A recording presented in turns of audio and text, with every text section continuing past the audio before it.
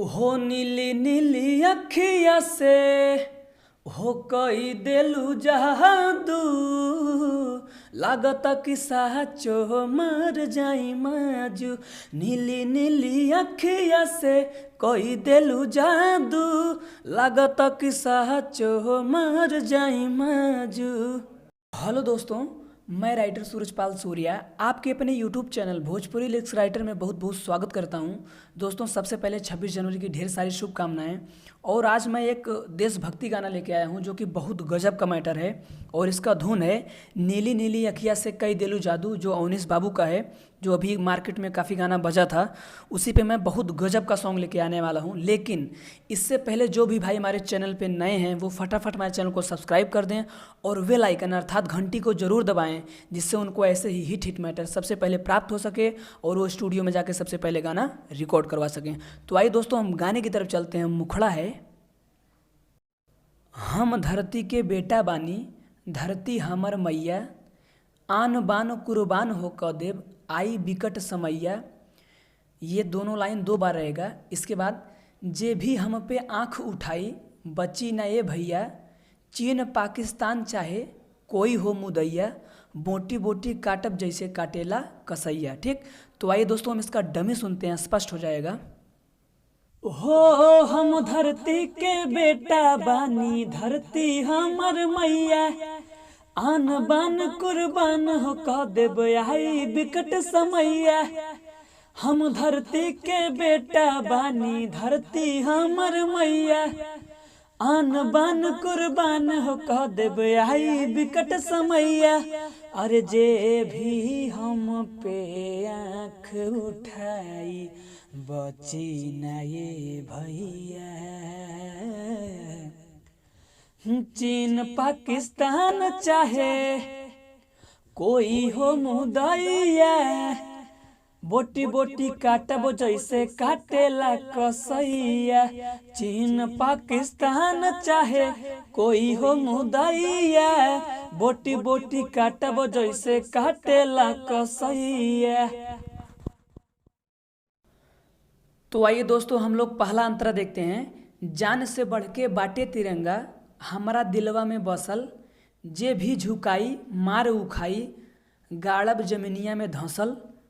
ये दोनों लाइन 2 बार रहेगा। इसके बाद देशवा पे आँच आई, हमारा हो जहिया, बोटी बोटी काटब जैसे काटेला कसैया। ठीक, उसके बाद वही क्रॉस लाइन, चीन पाकिस्तान चाहे कोई हो मुदैया, बोटी बोटी काटब जैसे काटेला कसैया।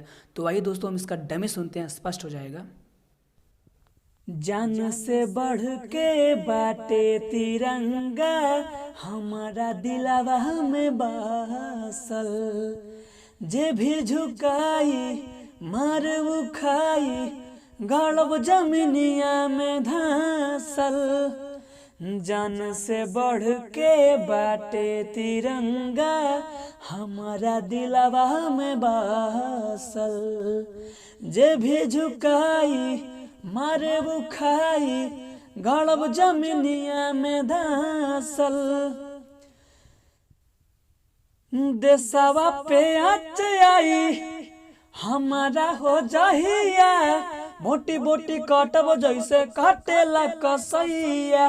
चीन पाकिस्तान चाहे कोई हो मुदैया, बोटी बोटी काटब जैसे काटेला कसैया। तो आइए दोस्तों, हम लोग लास्ट अंतरा देखते हैं। सीमा के रक्षा करत जवान हो, करी ले उनके सलामी, डर से तनिको हटे न पीछे, पाला परे चाहे पानी। ये दोनों लाइन 2 बार रहेगा। इसके बाद कतरा कतरा खून बही जब आई हो निर्दया, अब बोटी बोटी काटब जैसे काटेला कसैया। ठीक, और क्रॉस लाइन इसके बाद, चीन पाकिस्तान चाहे कोई हो मुदैया, बोटी बोटी काटब जैसे काटेला कसैया। और एक चीज़ ध्यान देना, लास्ट में आप लोगों को मुखड़ा दोहराना है। ठीक, अभी मैं बताऊंगा। तो आइए हम इसका डमी सुनते हैं, स्पष्ट हो जाएगा। सीमा के रक्षा करत जवान हो, करिले उनके सलामी, डर से तनिको हटे न पीछे, पाला परे चाहे पानी। सीमा के रक्षा करत जमन हो, करिले उनके सलामी। डर से तनिको हटे न पीछे, पाला परे चाहे पानी। खूबे खून बही जब आई, केहू हो निर्दयिया। चीन पाकिस्तान चाहे कोई हो मुदैया, बोटी बोटी काटब जैसे काटेला कसैया। चीन पाकिस्तान चाहे कोई हो मुदैया, बोटी बोटी काटब जैसे काटेला कसैया। हम धरती के बेटा बानी, धरती हमर मैया। आन बान कुर्बान हो कह देबे आई विकट समैया। अरे जे भी हम पे आँख उठाई, बची न ये भैया। चीन पाकिस्तान चाहे कोई हो मुदैया, बोटी बोटी काटब जैसे काटेला कसैया। कंप्लीट।